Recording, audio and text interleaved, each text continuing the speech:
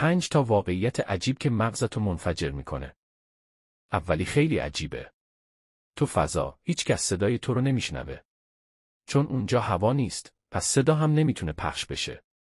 دومی دیوونه کننده است، روی سیاره زحل، بارون الماس میباره. واقعی. یعنی واقعاً الماس از آسمون میریزه پایین. سومی شبیه فیلم ترسناکه، 90% سلولای بدن تو مال خودت نیستن.